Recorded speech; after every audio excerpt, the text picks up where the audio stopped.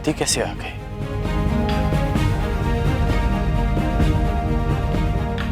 और मैंने इसे पहले क्यों नहीं देखा? नदी हमारे मार्ग में नहीं आई है अंगराज, हम नदी के मार्ग में आए हैं। अब सोचना यह है कि इस बाधा को कैसे पार करेंगे आप।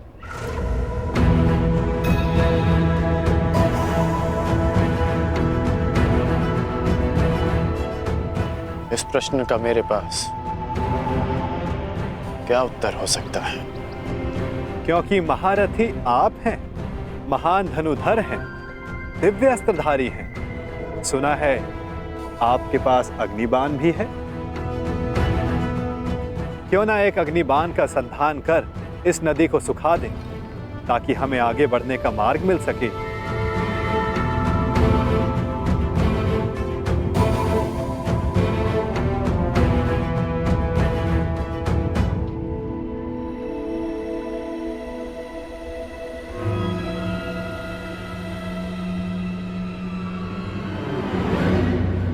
आपके लिए समय से ज्यादा महत्वपूर्ण और कुछ है?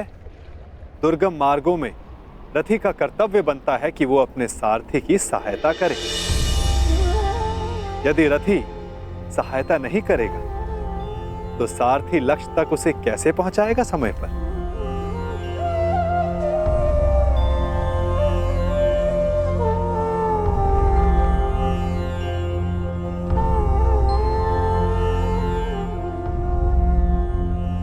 यदि लक्ष्य तक की यात्रा लंबी हो तो बीच बीच में रुककर मार्ग जांच लेना चाहिए।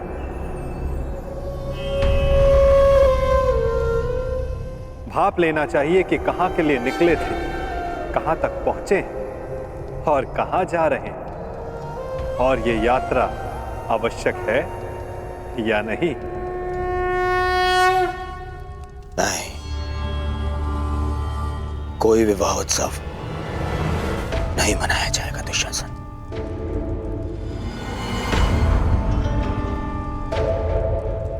दुर्योधन तब उत्सव मनाएगा जब उन पांडवों का अंत हो जाएगा। उत्तम दुर्योधन, उत्तम।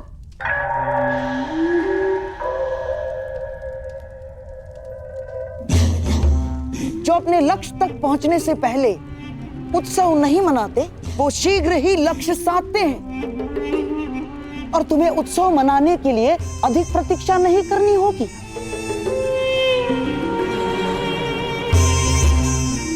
पुरोचन अधिकतम अगली पूर्णिमा तक लाक्षागृह का निर्माण कर ही देगा। तो बस तुम्हारे लक्ष्य प्राप्ति के लिए केवल 15 दिन शेष हैं। नहीं मामाश्री, नहीं।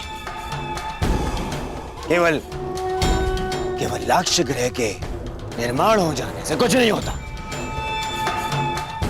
प्रश्न तो ये है कि क्या हमारे कहने पर ही वो पांडव वहां जाने के लिए प्रस्तुत होंगे? अवश्य होगा मेरे होने वाले सम्राट, अवश्य होगा। विशेषकर तब जब वर्णावत में हस्तिनापुर के युवराज का सम्मान और सत्कार करने के लिए वहां उन्हें बुलाया जाएगा। ये केवल संभावना है मामाश्री, संभावना। यदि उन्होंने वहां जाने से मना कर दिया तो गाय को अपने वश में कर लो तो बछड़े अपने आप विवश हो जाते हैं। ठीक उसी प्रकार पांडवों की माता श्री कुंती का सत्कार किया जाए तो उसके 5 पुत्रों को आना ही होगा। यदि वो 5 उंगलियां हैं तो कुंती उनका शरीर है, शरीर। वो जहां जाएगी ये 5 उसके साथ जाएंगे ही।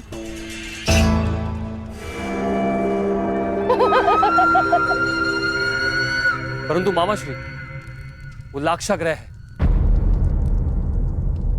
तो क्या इसका अर्थ पांडवों के साथ साथ माता कुंती को भी? अति उत्तम दुशासन, अति उत्तम। तुम्हारे मन में अचानक से दया जाग गई, मैं तो बड़ा प्रसन्न हुआ अपने भांजे की मानवता से।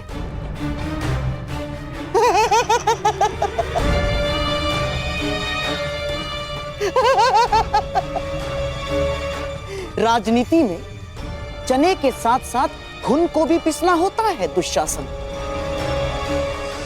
और हाँ, कुंती तो तुम्हारी माता समान है, तो उसे अपने पुत्रों के वियोग में व्यथित होने दोगे?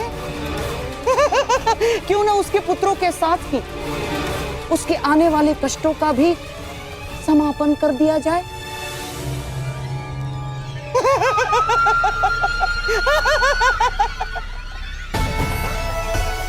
तुम्हारे भ्राता को सिंहासन तक पहुंचने के लिए कई शवों पर पांव रखने होंगे दुशासन, रखने ही होंगे।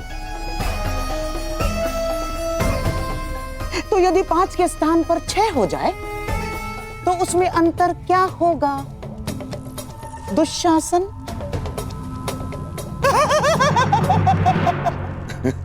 उचित उचित उचित कहा मामा श्री आपने।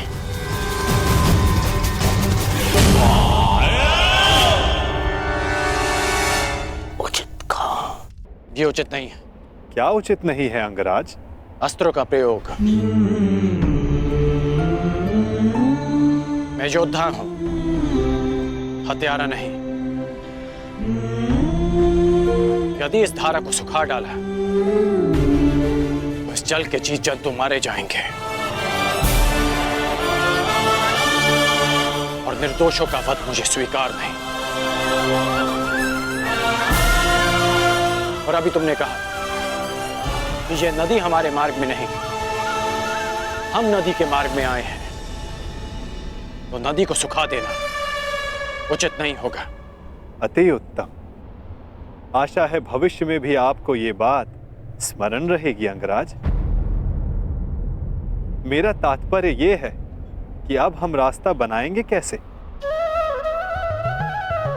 इस नदी को पार करना ही पड़ेगा अगर हमें समय पर पहुंचना है।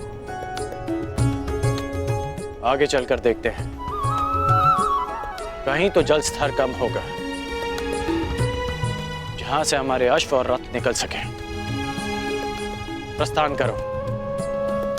ठीक है, चलते हैं।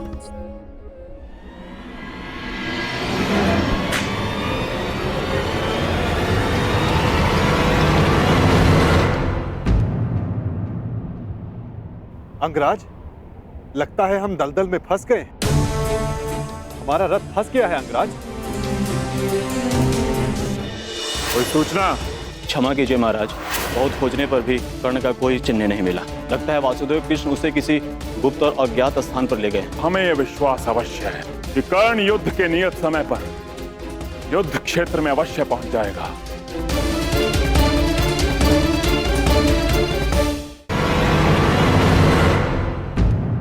अंगराज, लगता है हम दलदल में फंस गए।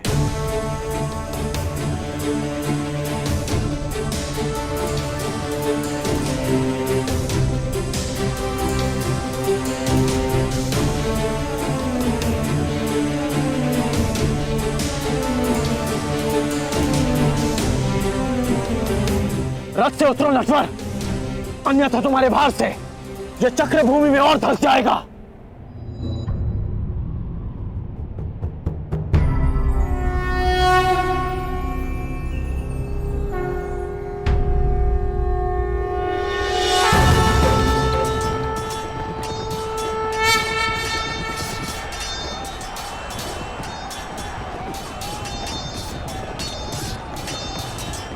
धनुष उठाओ पार्थ, संधान करो।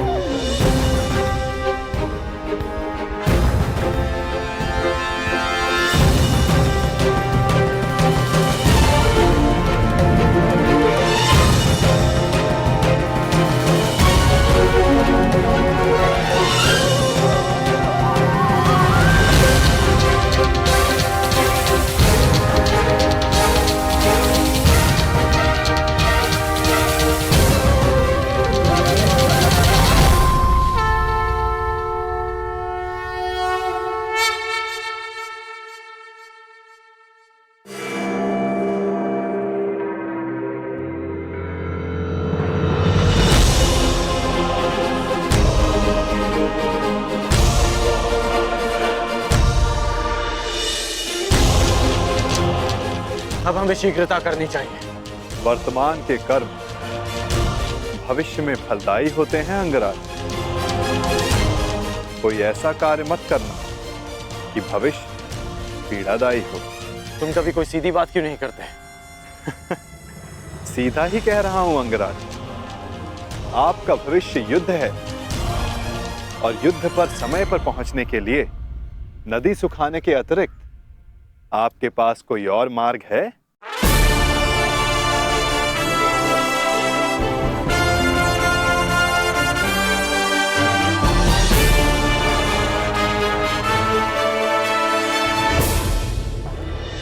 कोई सूचना? क्षमा कीजिए महाराज, बहुत खोजने पर भी कर्ण का कोई चिन्ह नहीं मिला। लगता है वासुदेव कृष्ण उसे किसी गुप्त और अज्ञात स्थान पर ले गए। हमें यह विश्वास अवश्य है कि कर्ण युद्ध के नियत समय पर युद्ध क्षेत्र में अवश्य पहुंच जाएगा। आपका भविष्य युद्ध है और युद्ध पर समय पर पहुंचने के लिए नदी सुखाने के अतिरिक्त आपके पास कोई और मार्ग है?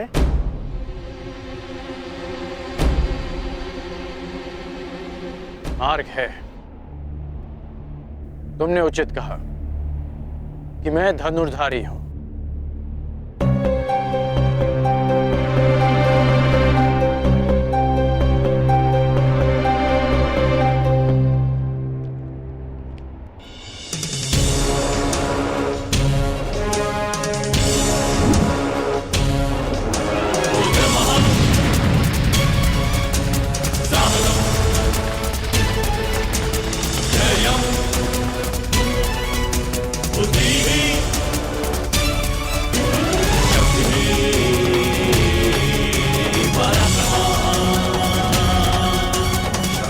अब आगे बढ़ें।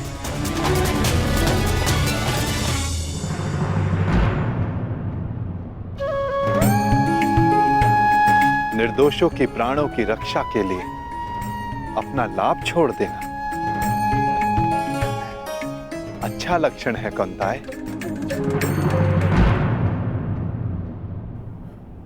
कोई सूचना?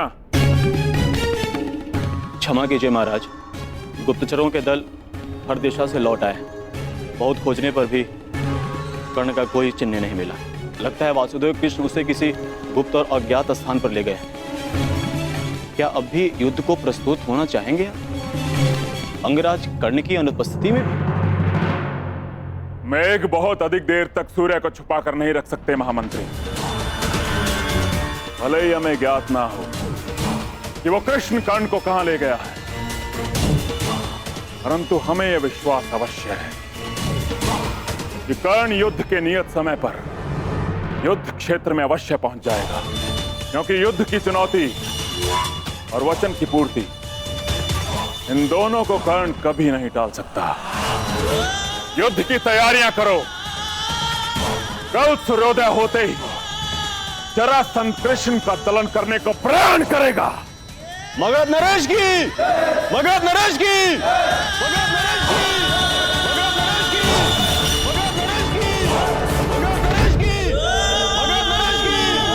मगध नरेश की! मगध नरेश की! मगध नरेश की!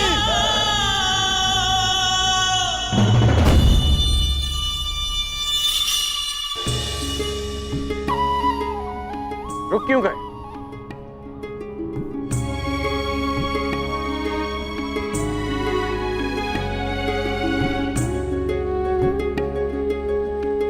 अरे रथ से क्यों उतर गए?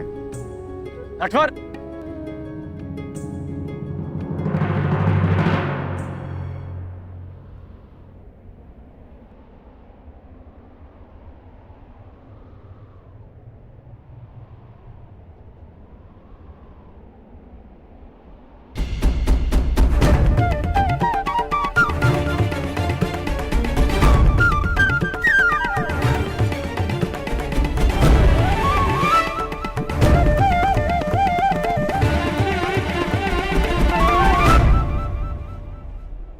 अब क्या हुआ? यहां क्यों आ गए? क्या करूं अंगराज, मैं आपकी भांति महान योद्धा नहीं, एक साधारण सारथी हूं। रथ को धकेलने से थकान हो गई है, इसीलिए विश्राम चाहिए। परंतु तुमने ही कहा था कि इस समय सबसे अधिक महत्वपूर्ण है। हाँ, पर समय भी समय समय पर विश्राम लेता है। हृदय के 2 स्पंदों में विराम होता है, श्वास के प्रवास में विराम होता है, वर्षा के बूंदों के मध्य विराम होता है। इसीलिए मैं भी अल्प विराम ले रहा हूं। यदि समय विपरीत होता तो मैं विश्राम नहीं करता, गहन निद्रा में होता, लंबी निद्रा में।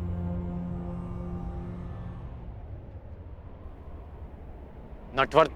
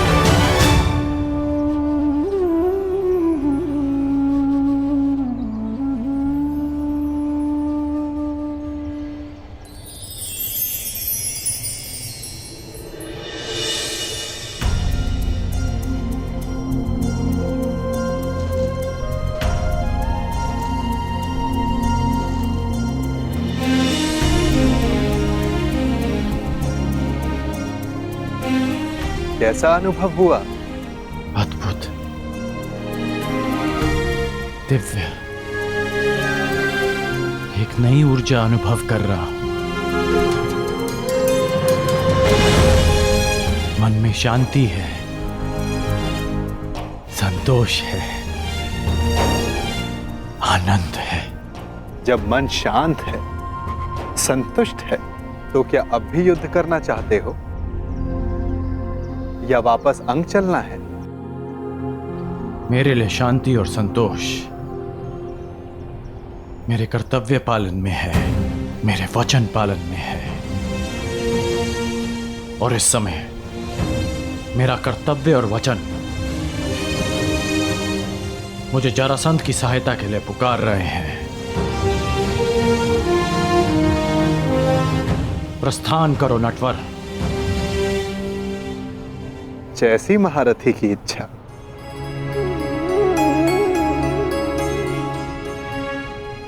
आइए।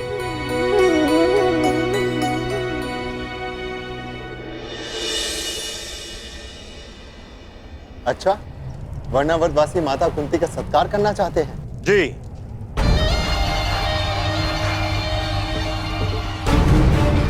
संदेश में कुछ ऐसा ही लिखा है। हम वारणावतवासी राज माता कुंती का मातृत्व प्रतीक के रूप में सत्कार करने की अभिलाषा रखते हैं।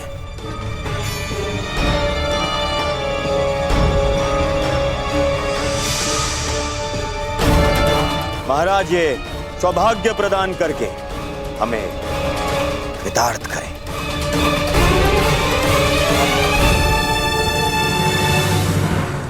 बहुत ही सुंदर विचार है। वास्तविकता में भ्राता पांडु की भार्य इस सम्मान की अधिकारिणी है भी।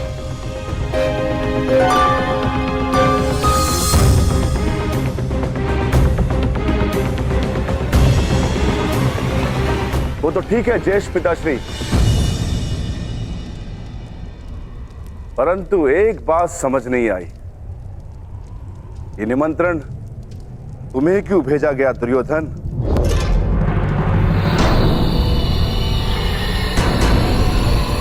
ज्येष्ठ पिताश्री या युवराज क्यों नहीं? इसलिए क्योंकि मैंने पुरोचन को बुलावा भिजवाया था। पुरोचन वर्णावत से आ रहे थे तो वो संदेश ले आए। मैं पहले मिल गया तो मुझे दे दिया संदेश। महान वास्तुकार पुरोचन को निमंत्रण क्यों दिया दुर्योधन? ऐसी कौन सी नई इमारत का निर्माण करवा रहे हो?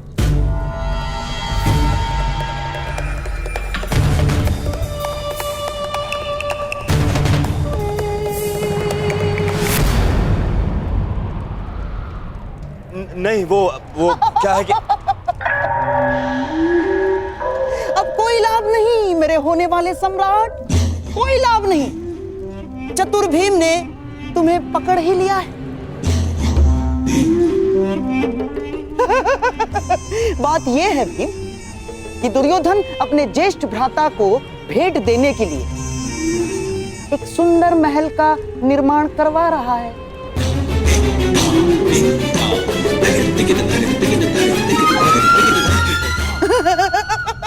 और इस विषय में महाराज श्री को भी ज्ञात है। तुम ज्येष्ठ भ्राताश्री को भेंट दे रहे हो? वो क्या है ना भीम की, बचपन से हम प्रतिस्पर्धी रहे, परंतु अब तो भ्राता युधिष्ठिर युवराज बन चुके हैं, तो स्पर्धा समाप्त हुई। क्यों ना बैर भाव भुलाकर एक नया प्रारंभ किया जाए। यदि ऐसा है तो मुझे अपने अनुज की भेंट सहर्ष स्वीकार है। भाइयों के मध्य ये प्रेम मेरे आनंद का कारण बन रहा है, तो पांडु पुत्र और युवराज माता कुंती कल प्रातः प्रस्थान करेंगे। प्रबंध किया जाए विदुर।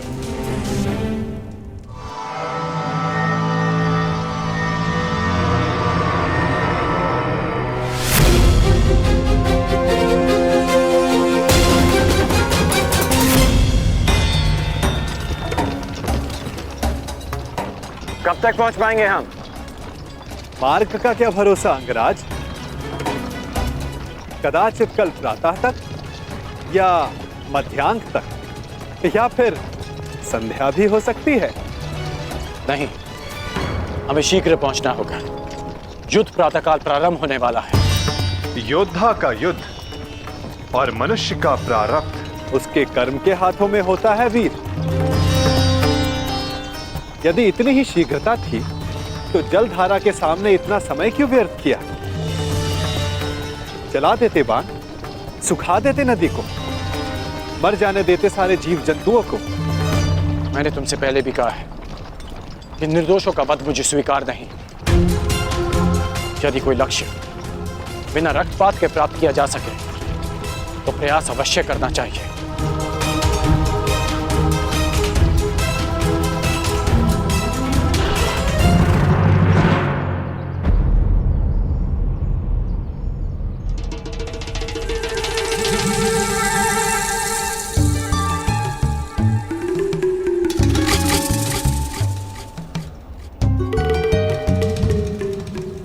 अरे अचानक ये क्या? वन इतना घना क्यों हो गया?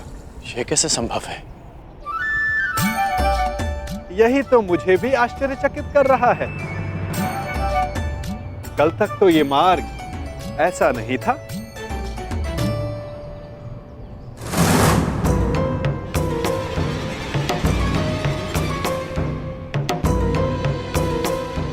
एक दिन में अचानक ऐसा क्या हो गया?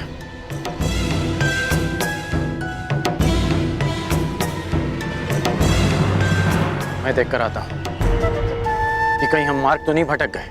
अवश्य।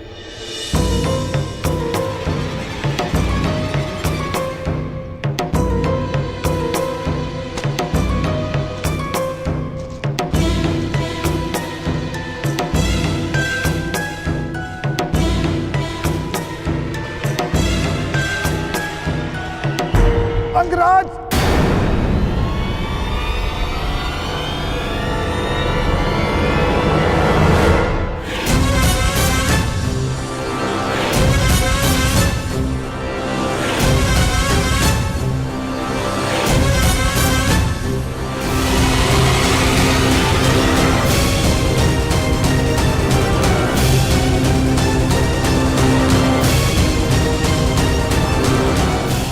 रक्षा करो अंगराज, रक्षा करो। मैं आपका सारथी हूं, मेरी रक्षा करना आपका कर्तव्य है अंगराज। रक्षा करो अंगराज, ये सर्प मेरे प्राण ले लेगा अंगराज। अंगराज सहायता करो अंगराज, अंगराज, अंगराज।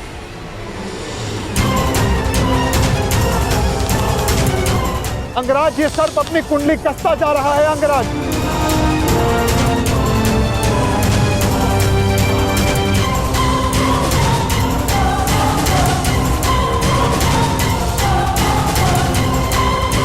अंगराज सहायता।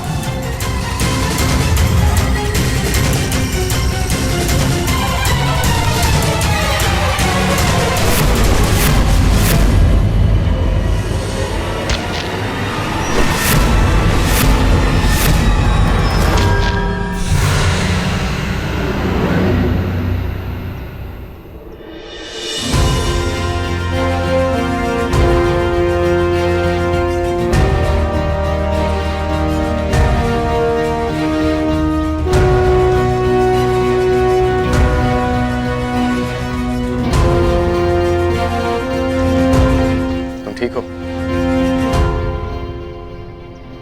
तो चलें। जलधारा के जीवों को नहीं मारा, परंतु इस सर्प का वध कर दिया। क्यों? तुम जीवित रहना नहीं चाहते क्या?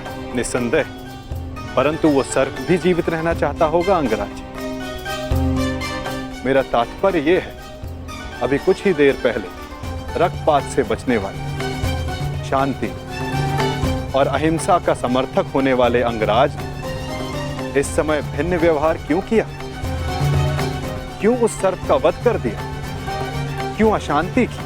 क्योंकि परिस्थितियां भिन्न थीं। हाँ, मैंने उस सर्प को मारा क्योंकि उसने तुम पर आक्रमण किया। शांति भंग उस सर्प ने की, मैंने नहीं।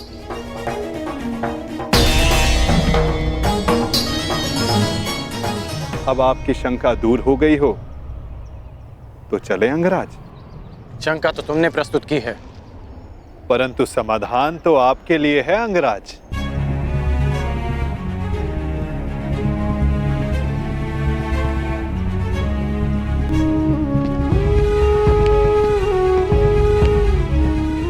वास्तविक शांति और मिथ्या शांति में अंतर कर पाने की योग्यता, दृष्टिगत से परे देख सकने की क्षमता जो तुम में है, वो हर मनुष्य में नहीं होती। मैं प्रभावित हुआ। युद्ध में सम्मिलित होने का वचन दिया है या कृष्ण के विरुद्ध युद्ध करने का अंगराज? मैं समझा नहीं। वचन देने से पहले सावधान रहना चाहिए। क्या आप जानते थे कि जरासंध वचन में आपसे कृष्ण के विरुद्ध युद्ध करने की मांग रखेंगे?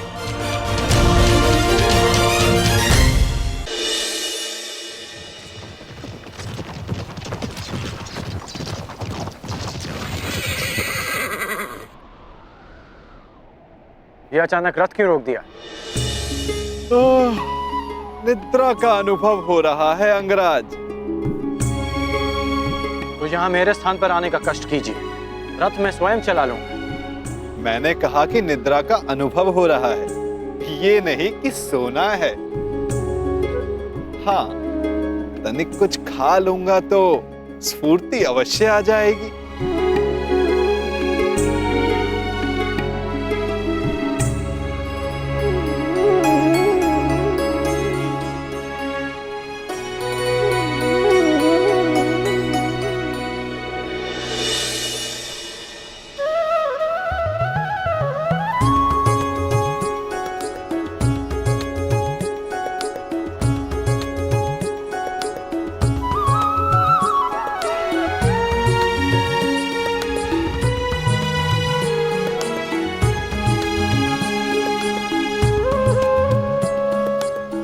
ये पात्र कहां से आ गया?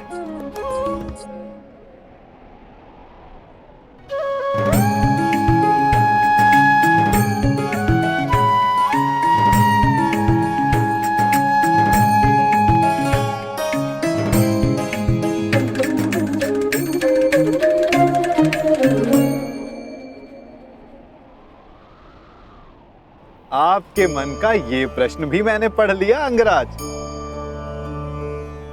यात्रा कितनी लंबी होने वाली है ये यात्री कहाँ जानता है। इसीलिए ऐसे समय के लिए ये माखन मैं हमेशा अपने साथ रखता हूँ। ये मुझे ऊर्जा और स्फूर्ति देता है और साथ साथ मन भी सचेत रखता है। खाओगे? खा लो। ठीक है, तुम इतना कह रहे हो तो खा लेता।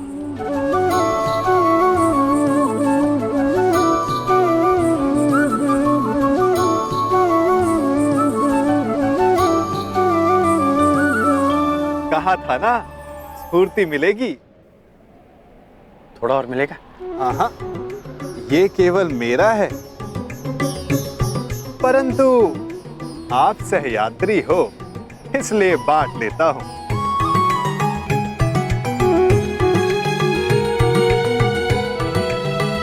कभी सुना है आपने कि माखन और दूध में शत्रुता हुई है? इस बात का क्या तात्पर्य है मैं समझा नहीं। क्या पूछना चाहते हो? यही कि वासुदेव कृष्ण से युद्ध करने क्यों जा रहे हो?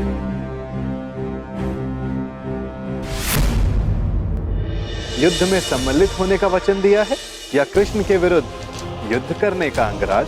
मैं समझा नहीं। वचन देने से पहले सावधान रहना चाहिए। क्या आप जानते थे कि जरासंध वचन में आपसे कृष्ण के विरुद्ध युद्ध करने की मांग रखेंगे? यही कि वासुदेव कृष्ण से युद्ध करने क्यों जा रहे हो, जबकि समान गुण वालों को मित्र होना चाहिए। अच्छा, हम दोनों में क्या समानता है बताओ?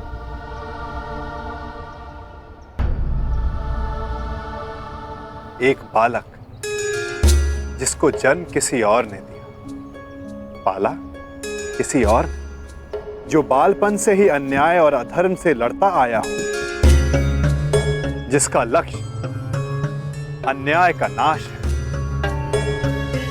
जिसने प्रेम किसी से किया और विवाह किसी और से करना पड़ा, और अब धर्म संस्थापन के लिए अथक परिश्रम कर रहा है। अब आप ही बताओ, क्या ये समानताएं नहीं है? कुछ असमानताएं भी हैं हमारे बीच। कैसी असमानताएं अंगराज? कृष्ण को जन्म किसी और ने दिया और पाला किसी और ने, परंतु मुझे मेरे सगे माता पिता ने पाला है। निस्संदेह, परंतु लक्ष्य दोनों का समान है। इसीलिए इस यात्रा में एक दूसरे का सहायक होना चाहिए, विरोधी नहीं। कदाचित हम दोनों एक ही पक्ष में होते हैं। यदि मैं जरासंध को वचन नहीं देता कि मैं कृष्ण के विरुद्ध उनकी सहायता करूंगा, युद्ध में सम्मिलित होने का वचन दिया है या कृष्ण के विरुद्ध युद्ध करने का अंगराज? मैं समझा नहीं।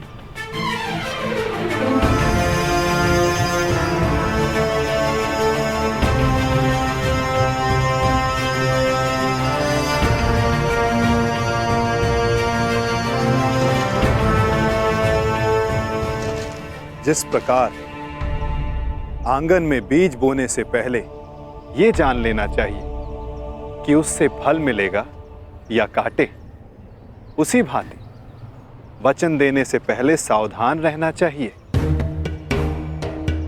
वचन ऐसा अश्व है जिसे समझ की रस्सी से ना बांधा जाए तो अनियंत्रित होकर अपने सवार को हानि पहुंचा सकता है। क्या आप जानते थे कि जरासंध वचन में आपसे कृष्ण के विरुद्ध युद्ध करने की मांग रखेंगे?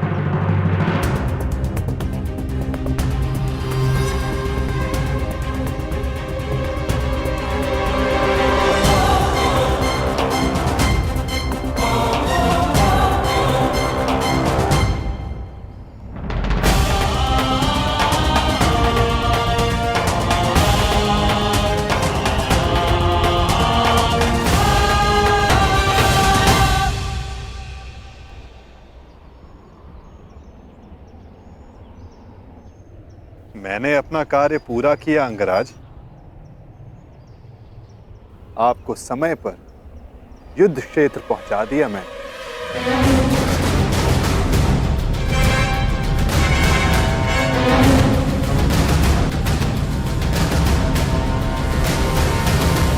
आवश्यक भी था,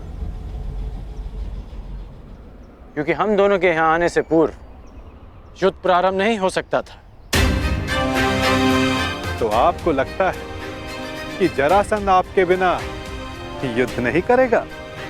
मेरे बिना जरासंध युद्ध प्रारंभ कर सकता है,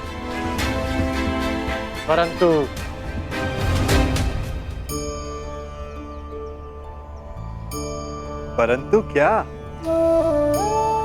कहे दीजिए अंगराज।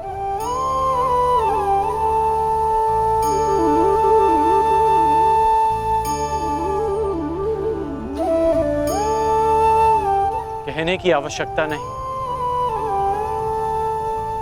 सारथी हैं आप, सचेत भी हैं, तो अपने रथी का मन पढ़ लीजिए। सारथी का कार्य पूर्ण हुआ, परंतु रथी की तीसरी परीक्षा अभी शेष है।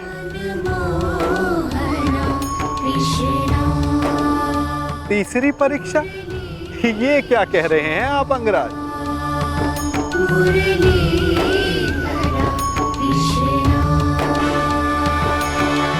वही जो आप ना समझने का अभिनय कर रहे हैं।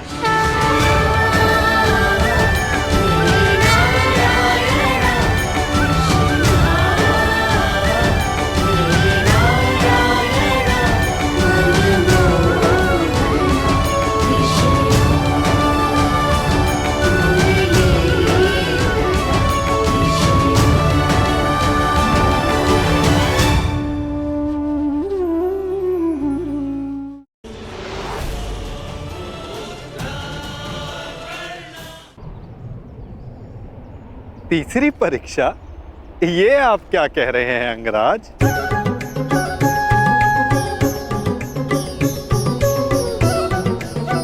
वही जो आप ना समझने का अभिनय कर रहे हैं।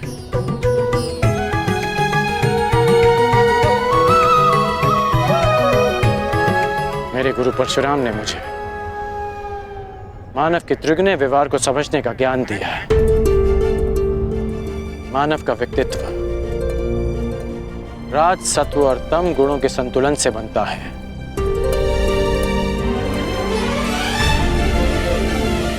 कहते जाओ अंगराज, मैं सुन रहा हूं। रजगुण मनुष्य को स्वार्थी बनाता है। इसके प्रभाव में मनुष्य अपनी सुविधा के लिए दूसरों को कष्ट देता है। इसलिए मेरी पहली परीक्षा में लक्ष्य प्राप्त करने के लिए मुझे जल जीवों का नाश करना था। परंतु तुम रजगुण के प्रभाव को संतुलित करने में समर्थ रहे। और दूसरा गुण है सत्व गुण, जो मनुष्य को पवित्र बनाता है। उसमें दया प्रेम जैसे गुणों का संचार करता है। परंतु उस पर नियंत्रण ना रखा जाए तो ये भले बुरे में अंतर करने की मति हर लेता है। मनुष्य को हर ओर अच्छाई दिखती है, वो आभासी शांति को सत्य समझ लेता है और बुराई का अंत नहीं कर पाता। हाँ, परंतु तुमने सत्वगुण को भी नियंत्रण में रखा। आभासी शांति का आवरण भेद दिया। मेरे प्राणों की रक्षा के लिए तुमने उस सर्प का वध किया। हाँ, और अब मैं तीसरी परीक्षा की प्रतीक्षा कर रहा हूं, तमोगुण की परीक्षा।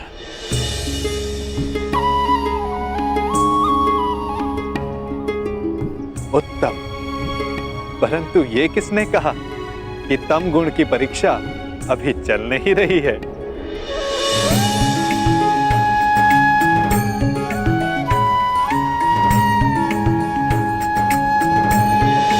तमोगुण अंधकार के भांति हमें भ्रमित कर देता है।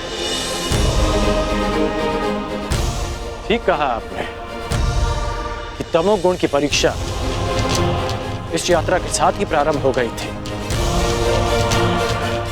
इस यात्रा के प्रारंभ में ही मेरे सामने एक भ्रम का, एक माया का आवरण बनाया गया। परीक्षा ये थी कि मैं इस आवरण के पार देख पाऊंगा या नहीं। अति सुंदर, तो कुछ देख पाए अंगराज?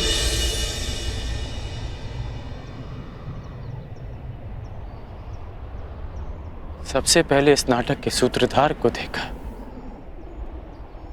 नटवर को देखा।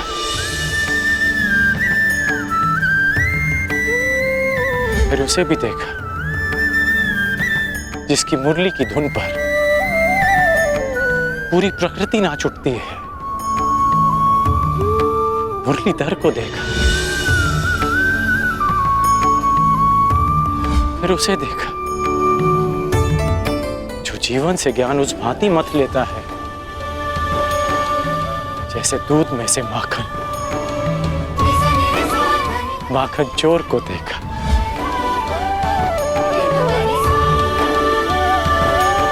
और फिर उसे देखा जिसके ये सब रूप हैं।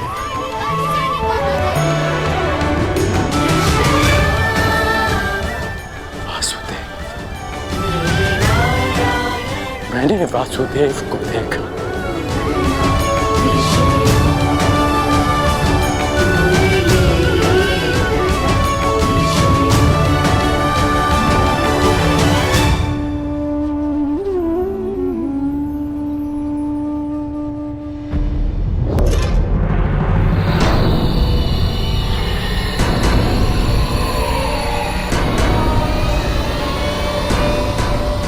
महाराज, यहाँ ना कोई सेना है ना वासुदेव। कहीं वासुदेव ने समर्पण का मन तो नहीं बना लिया? नहीं, यदि समर्पण करना होता तो वो कर्ण को अपने साथ नहीं ले जाता। कृष्ण या तो युद्ध करेगा या फिर से कोई छल।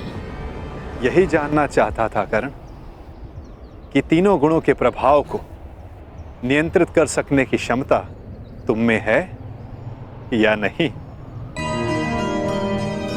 मैं संतुष्ट हुआ।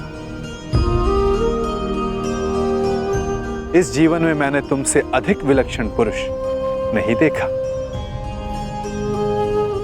सूर्य देवता है, पर मनुष्यों में सूर्य तुम हो कर्ण। धन्य है तुम्हारी माता, धन्य है तुम्हारे पिता।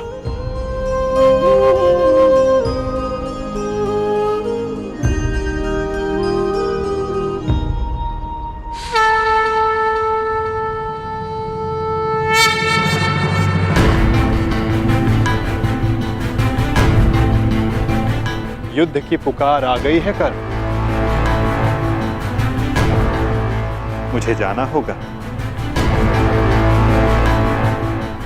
युद्ध में सम्मिलित होने का वचन तुम पूरा कर चुके हो। अब यह तुम्हारा निर्णय है कि तुम मुझसे युद्ध करोगे या मेरे पक्ष में रहोगे। जो भी निर्णय लेना सोच समझ कर लेना का, क्योंकि आज का लिया गया निर्णय भविष्य का निर्धारण करेगा।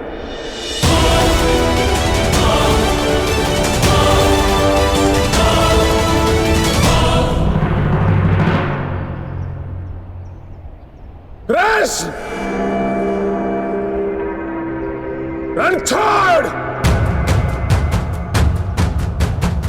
कहाँ है तू? फिर से रण छोड़कर भाग गया।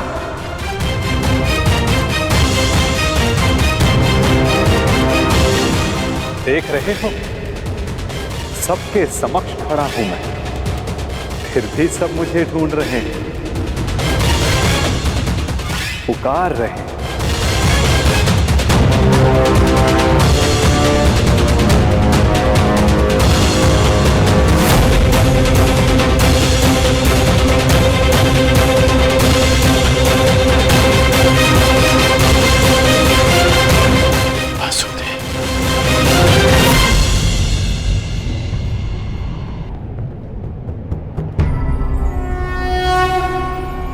यदा यदा हि धर्मस्य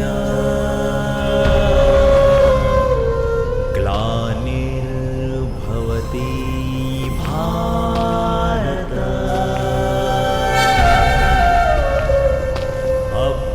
अभ्युत्थानम् अधर्मस्य तदात्मानं सृजाम्यहम्।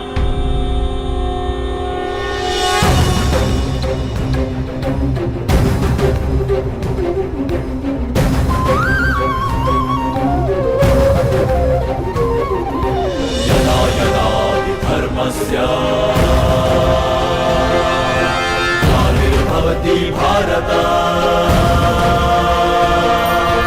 अभ्युत्थानमधर्मस्य तदात्मानं सृजाम्यहम्।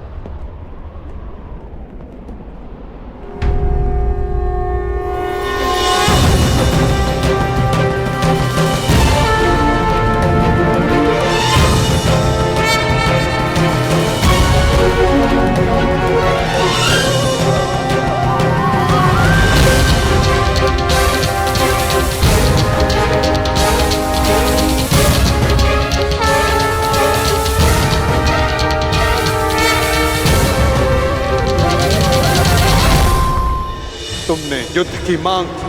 तुम्हें युद्ध चाहिए जरासंध, तो लो, मैं तुम्हें युद्ध देता हूं। उसका अहंकार भी आ ही पहुंचा रणछोड़, अपने जीवन के अंतिम रण में।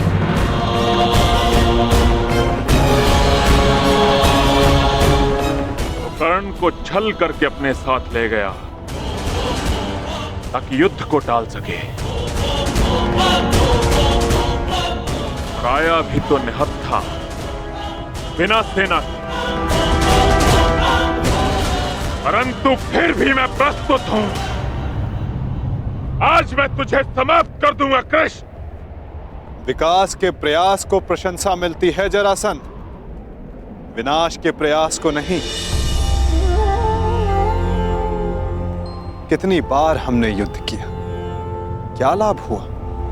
सहस्त्रों सैनिक अकाल ही काल के ग्रास में समा गए। युद्ध तब श्रेष्ठ है जरासंध, जब उसका लक्ष्य एक महान शांति हो, ना कि एक मिथ्य अभिमान की पूर्ति। मैं इस विनाश को रोकने का निमंत्रण देता हूं जरासंध, मित्रता का हाथ आगे बढ़ाता हूं, और इसका प्रमाण है कि मैं निशस्त्र आया हूं। अपने अहंकार की निद्रा त्यागो जरासंध, शांति का सूर्योदय चुनो। अरे जा रणछोड़, शांति कायरों की ढाल होती है, वीरों का आभूषण युद्ध होता है ग्वाले, युद्ध। अरे चुनौती स्वीकार कर। संसार की, मानवता की ढाल शांति है जरासंध। जिसके पास विनाश की शक्ति हो, उसे शांति का विकल्प पहले चुनना चाहिए। वीर वो नहीं जो पल पल में युद्ध को उपस्थित हो जाए, वीर वो होता है जो जब तक संभव हो युद्ध को टाले। तुम्हारे नाम में ही संधि है, तो फिर क्यों युद्ध के कंकड़ से शांति का पात्र तोड़ते हो जरासंध?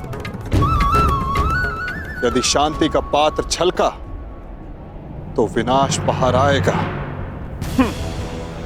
मैं कोई मथुरा का ग्वाला नहीं जो तुम्हारी इन मीठी मीठी बातों में आ जाऊं।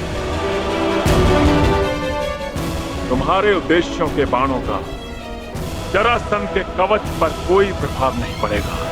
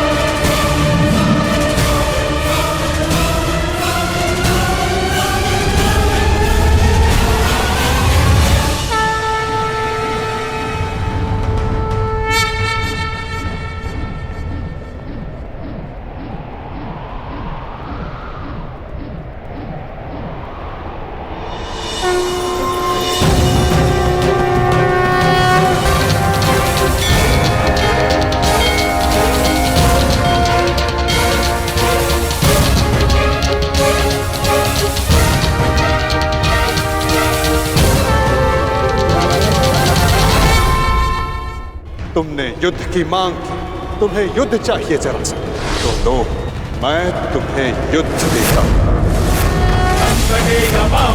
दमन करेंगे वासुदेव, उसका अहंकार भी। ये तुम्हारी दूसरी भूल है जरासंध, और मेरी अंतिम चेतावनी, शांति का अंतिम प्रयास।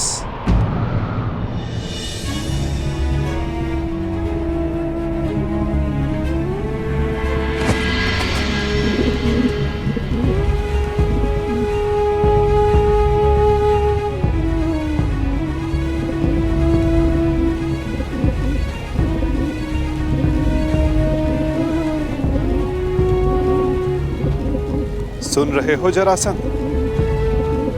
ये अबोध भी कह रहा है कि शांति रखो। इसके स्वर के बीच के विराम की शांति अनुभव करो जरासंध।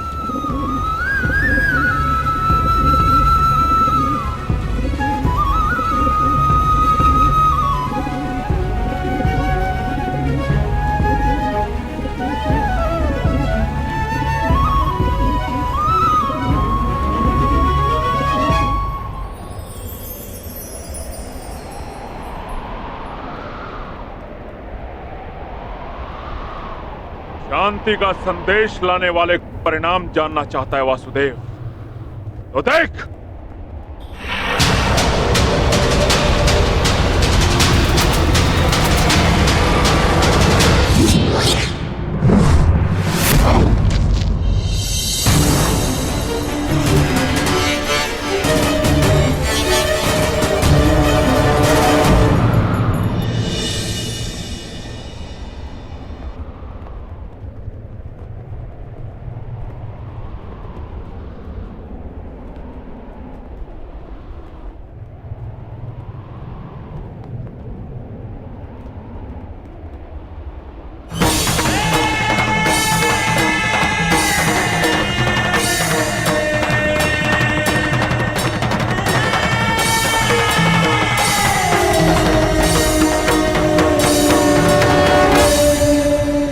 मैं संधि प्रस्ताव लाया। तुमने शांति दूत का वध किया, मैंने शास्त्र से समझाने का प्रयास किया, तुमने शस्त्र उठाया।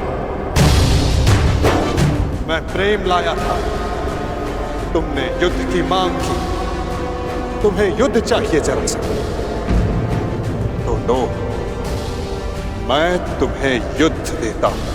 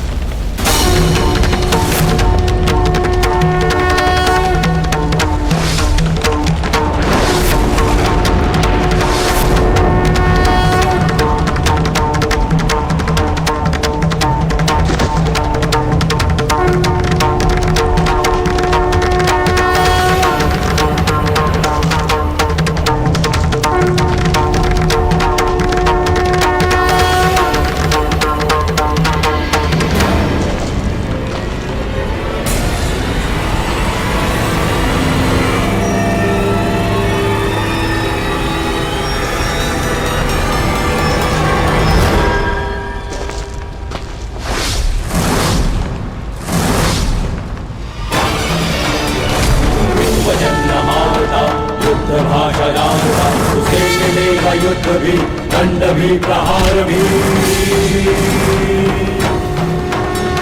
दम कटेगा पाप का, नाश होगा नीच का, दमन करेंगे वासुदेव उसका अहंकार भी।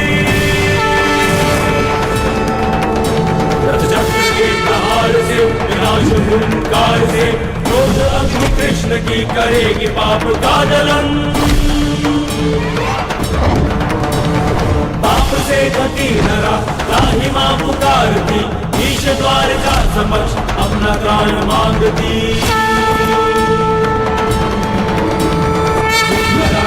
के प्राण रच के एक नौ विधान, भूमि जाई करके पाप को सजेगी आरती। भूमि जाई करके पाप को सजेगी आरती।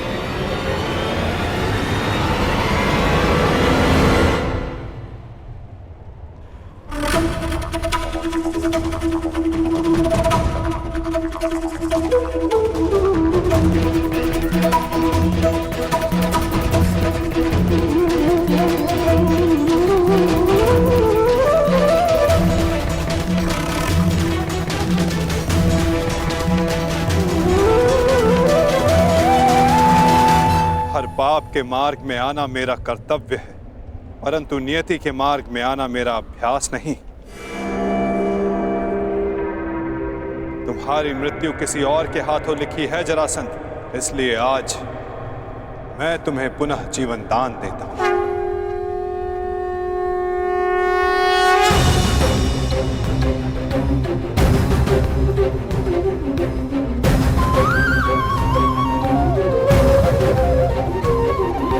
यदा यदा हि धर्मस्य ग्लानिर्भवति भारत अभ्युत्थानमधर्मस्य तदात्मानं सृजाम्यहम्।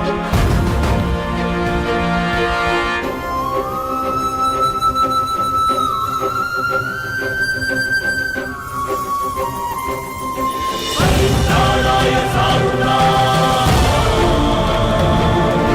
विनाशाय च दुष्कृतां।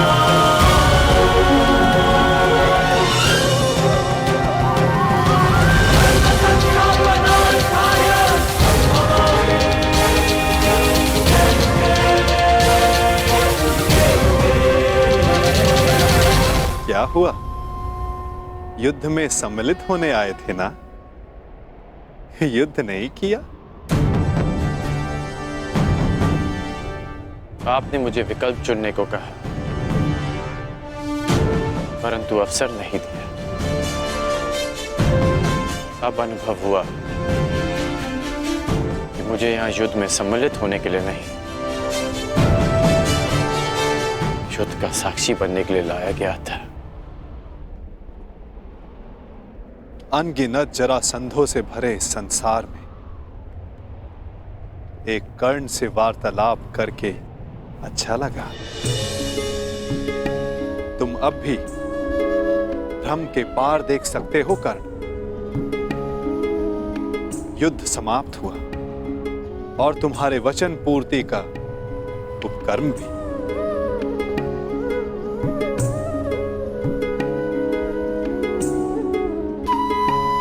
तो प्रस्थान करें?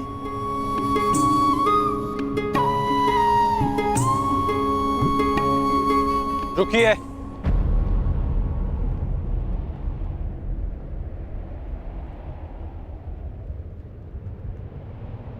वासुदेव,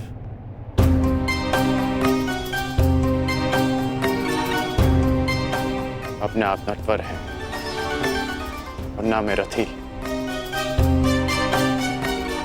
इसलिए अब ये रथ मैं चलाऊंगा। अब आपका सारथी मैं बनूंगा वासुदेव। मैं सदा नटवर था और सदा नटवर ही रहूंगा अंगराज। नियति ने हमारी जीवन यात्रा में तुम्हारा रथी होना निश्चित किया है और मेरा सारथी होना।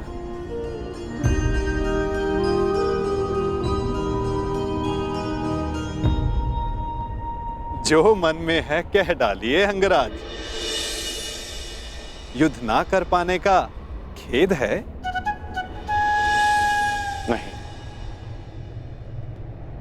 क्योंकि जिस युद्ध में आप सम्मिलित हों वहां किसी और का युद्ध करना व्यर्थ है।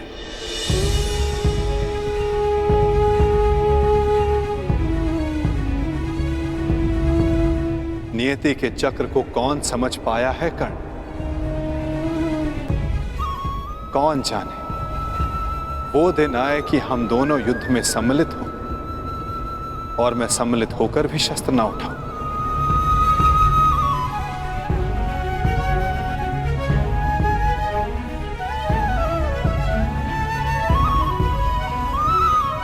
अरे अरे, इतना गंभीर क्यों हो गए?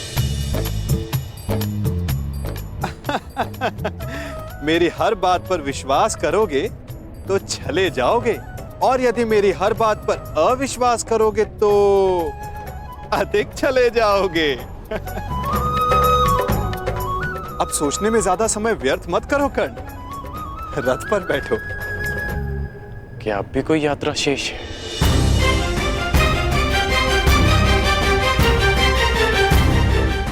यात्रा तो अनावृत नियम है कर्ण।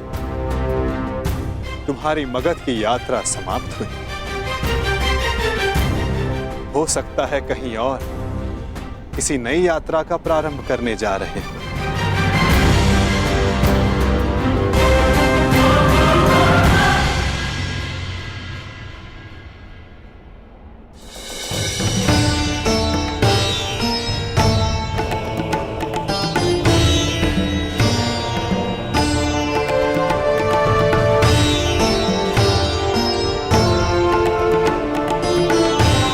यात्रा मंगलकारी हो पुत्रों। हाँ युवराज, तुम्हारी कीर्ति की अग्नि से वारणावत की हर दिशा प्रकाशित हो।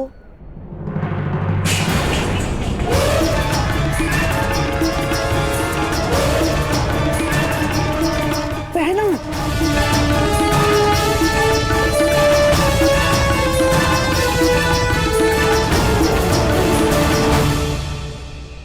ये तो अपशगुन है। यात्रा प्रारंभ करने से पूर्व आरती की थाली गिरना यह अशुभ संकेत है। मुझे लगता है कि आप लोगों को ये यात्रा स्थगित कर देनी चाहिए।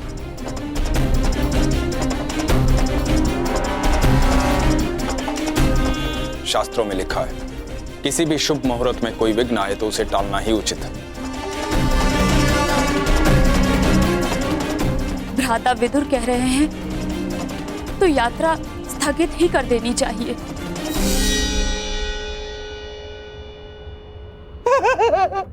क्या क्या कह रहे हो बहना? अरे अग्नि तो पवित्र होती है और कदाचित अग्निदेव ये संकेत दे रहे हैं कि इस यात्रा में वो पांडव भांजों के साथ ही है।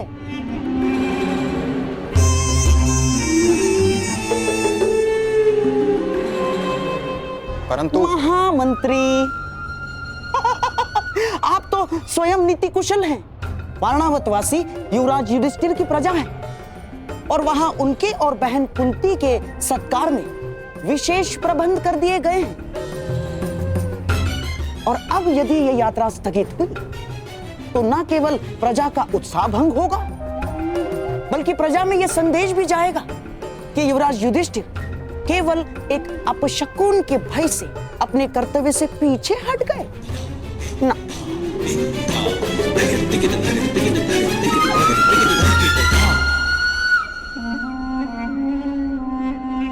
महामंत्री, ये युवराज युधिष्ठिर का अपयश होगा। परंतु यहाँ युवराज की सुरक्षा का प्रश्न है। सुरक्षा? महामंत्री, जिसके साथ भीम और अर्जुन जैसे महाबलशाली भाई हों, जिन्होंने पांचाल को बात ही बात में परास्त कर दिया हो, उन्हें किसका भय? मामा श्री का मत उचित है काका श्री, परंतु आपकी मंत्रणा भी आवश्यक है। यदि आप कहेंगे तो हम नहीं जाएंगे।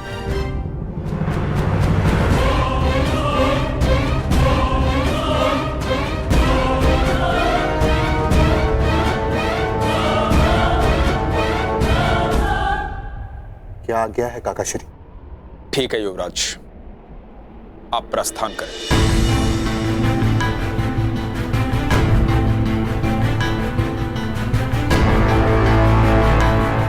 यात्रा मंगलमय हो।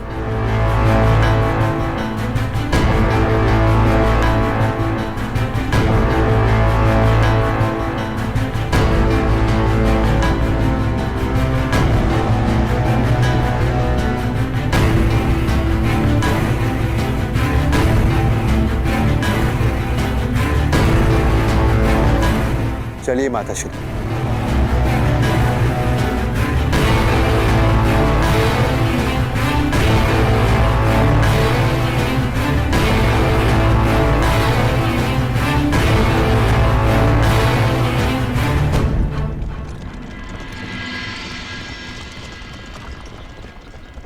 अंतिम विदाई युवराज, अंतिम विदाई। अब कदाचित हस्तिनापुर तुम्हारा मुख कभी न देख पाए।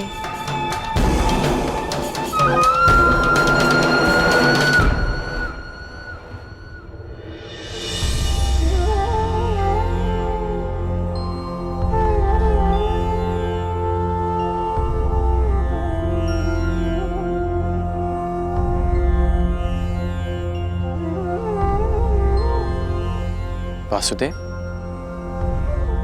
अभी आपने कहा कि दूसरी यात्रा प्रारंभ हो रही है, तो फिर आप बीच में क्यों रुक गए? विचार कर रहा हूं अंगराज कि कुछ यात्रा यदि प्रारंभ ना की जाए तो भविष्य पूर्णतः भिन्न हो सकता है।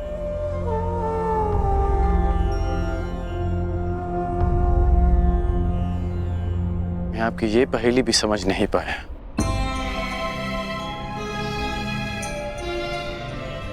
हर पहेली का उत्तर हमारे चयन में होता है अंगराज,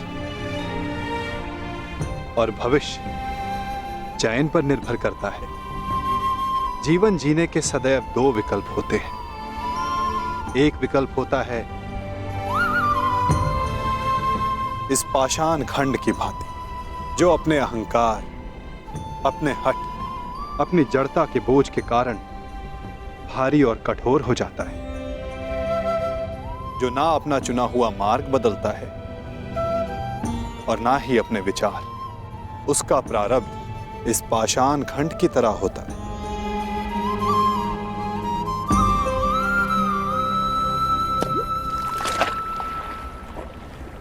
जल में डूब जाना। और दूसरा मार्ग वासुदेव?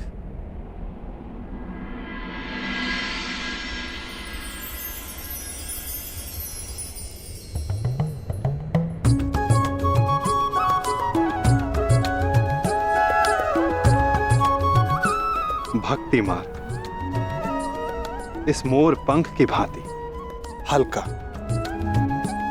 जो वायु के वेग में बहता है।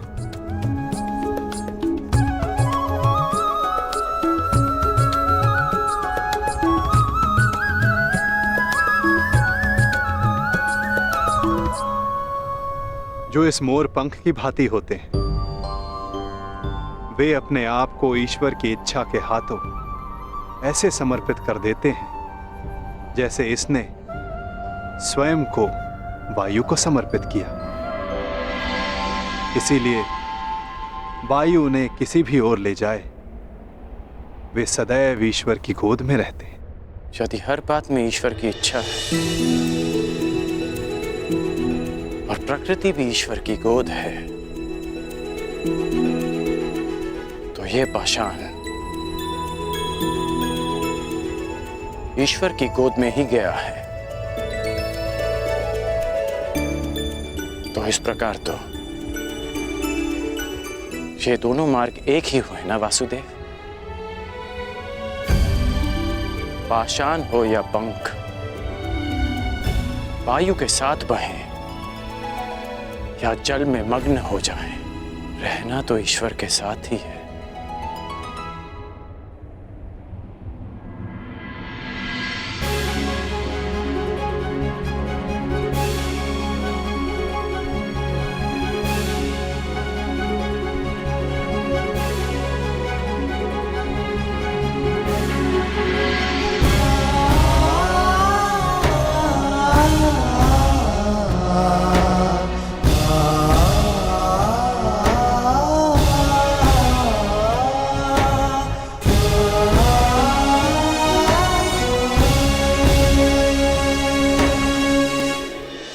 आप पांडवों के ममेरे भाई हैं, तो मुझे लगा कि आप मुझे कुमार दुर्योधन से दूर करने का प्रयास करेंगे। सारथी का कार्य केवल मार्ग दिखाना होता है अंगराज, चयन तो रथ ही करेगा।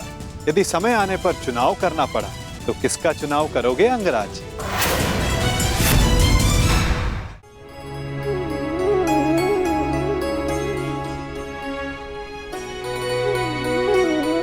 मैं हमेशा तुम्हारी प्रशंसा करता आया, परंतु आज तुमने मेरा सम्मान अर्जित किया है कर्ण। तुमने वो समझ लिया जिसका ज्ञान पाने में ऋषि मुनि अपना सारा जीवन बिता देते हैं। कोई पाषाण खंड नहीं, कोई मोर पंख नहीं। यदि कुछ महत्वपूर्ण है तो कर्म और कर्म के परिणाम। कुछ महत्वपूर्ण है तो हमारा चुना हुआ मार्ग।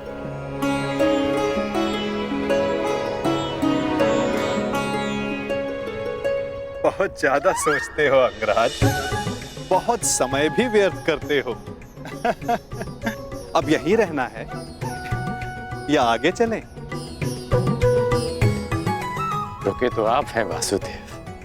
कहा था ना, जीवन मार्ग में रुककर देख लेना चाहिए कि लक्ष्य उचित है या नहीं। और हमारा मार्ग हमारे साथ छल तो नहीं कर रहा है।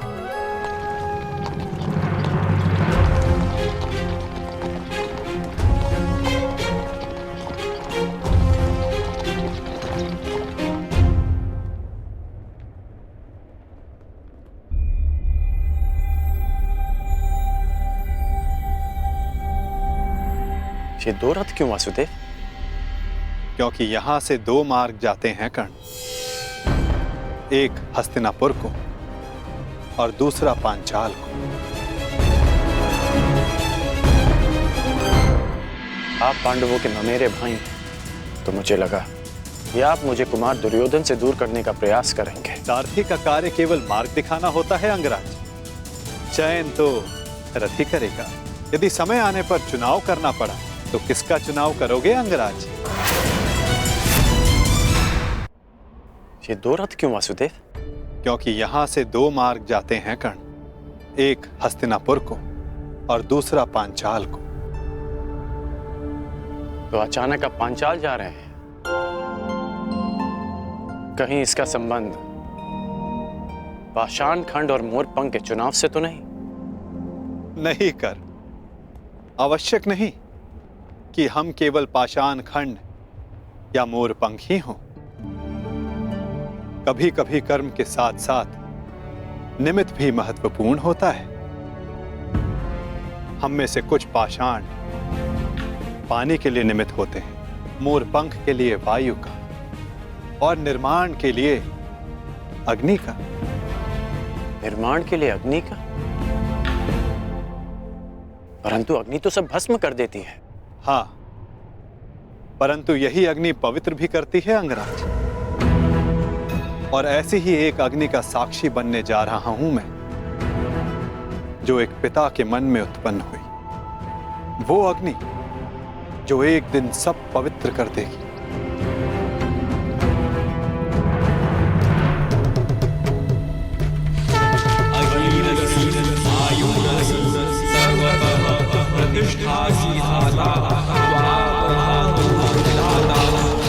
हमारे प्रतिशोध की अग्नि शांत करने के लिए दो अतिथि शीघ्र प्रस्तुत होंगे द्रौपद। मैं भी उनके स्वागत के लिए आतुर हूं ऋषिवर। तब से जब से द्रोण ने मेरा अपमान किया। ये कैसी विचित्र अग्नि है द्वारकाधीश? अग्नि अग्नि होती है कर्ण। हाँ, उत्पत्ति का कारण और उद्गम भिन्न हो सकते हैं। लालच की अग्नि, घृणा की अग्नि, छल कपट की अग्नि। आशा करता हूं जब कभी ऐसी अग्नि से तुम्हारा सामना होगा तो तुम उचित निर्णय लोगे कर्ण। एक बात का आश्चर्य है वासुदेव, आप पांडवों के ममेरे भाई हैं, तो मुझे लगा कि आप मुझे कुमार दुर्योधन से दूर करने का प्रयास करेंगे, परंतु आपने ऐसा नहीं किया। क्योंकि सारथी का कार्य केवल मार्ग दिखाना होता है अंगराज, चयन तो रथ ही करेगा। फिर भी यदि समय आने पर चुनाव करना पड़ा तो किसका चुनाव करोगे अंगराज?